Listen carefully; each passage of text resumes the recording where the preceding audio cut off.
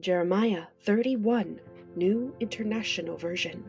At that time, declares the Lord, I will be the God of all the families of Israel, and they will be my people. This is what the Lord says. The people who survive the sword will find favor in the wilderness. I will come to give rest to Israel. The Lord appeared to us in the past, saying, I have loved you with an everlasting love. I have drawn you with unfailing kindness. I will build you up again, and you, Virgin Israel, will be rebuilt. Again, you will take up your timbrels and go out to dance with the joyful. Again, you will plant vineyards on the hills of Samaria. The farmers will plant them and enjoy their fruit. There will be a day when watchmen cry out on the hills of Ephraim, Come, let us go up to Zion, to the Lord our God. This is what the Lord says.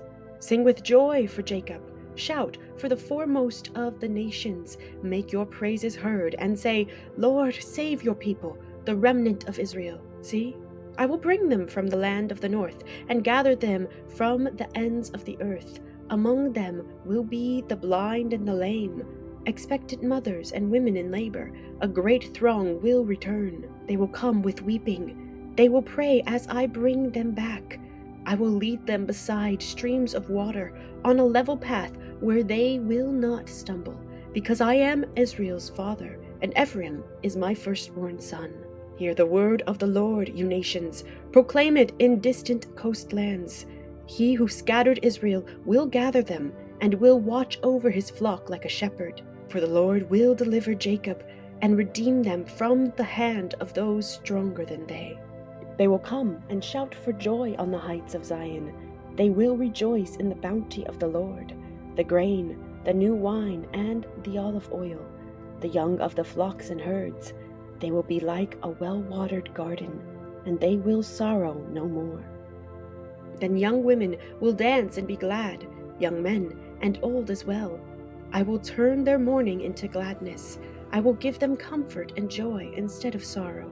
I will satisfy the priests with abundance, and my people will be filled with my bounty, declares the Lord. This is what the Lord says. A voice is heard in Ramah, mourning and great weeping, Rachel weeping for her children and refusing to be comforted because they are no more. This is what the Lord says. Restrain your voice from weeping and your eyes from tears, for your work will be rewarded, declares the Lord. They will return from the land of the enemy. So there is hope for your descendants, declares the Lord. Your children will return to their own land. I have surely heard Ephraim's moaning. You disciplined me like an unruly calf, and I have been disciplined. Restore me, and I will return, because you are the Lord my God. After I strayed, I repented. After I came to understand, I beat my breast.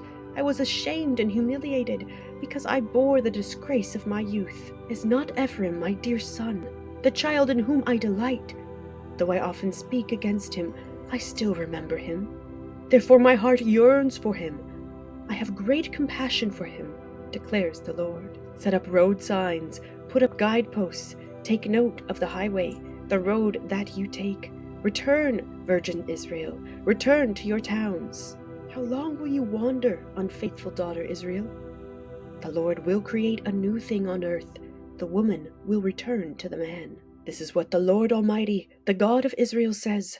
When I bring them back from captivity, the people in the land of Judah and in its towns will once again use these words. The Lord bless you, you prosperous city, you sacred mountain. People will live together in Judah and all its towns, farmers and those who move about with their flocks. I will refresh the weary and satisfy the faint. At this, I awoke and looked around. My sleep had been pleasant to me.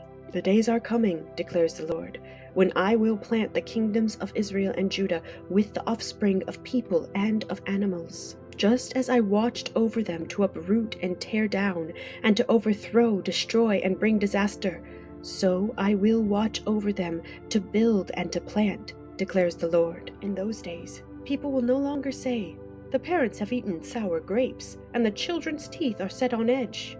Instead, everyone will die for their own sin.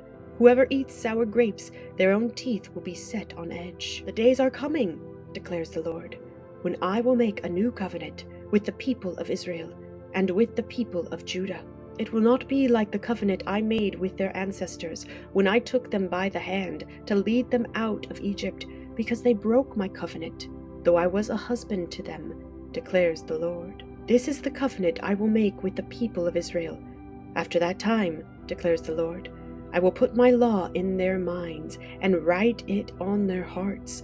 I will be their God, and they will be my people. No longer will they teach their neighbor or say to one another, Know the Lord, because they will all know me, from the least of them to the greatest, declares the Lord. For I will forgive their wickedness and will remember their sins no more. This is what the Lord says, He who appoints the sun to shine by day, who decrees the moon and stars to shine by night, who stirs up the sea so that its waves roar. The Lord Almighty is His name. Only if these decrees vanish from my sight, declares the Lord, will Israel ever cease being a nation before me. This is what the Lord says. Only if the heavens above can be measured and the foundations of the earth below be searched out, will I reject all the descendants of Israel because of all they have done, declares the Lord. The days are coming, declares the Lord, when this city will be rebuilt for me, from the tower of Hananel to the corner gate. The measuring line will stretch from there straight to the hill of Gareb, and then turn to Goah. The whole valley where dead bodies and ashes are thrown, and all the terraces out to the Kidron Valley on the east, as far as the corner of the Horse Gate, will be holy to the Lord. The city will never again be uprooted or demolished.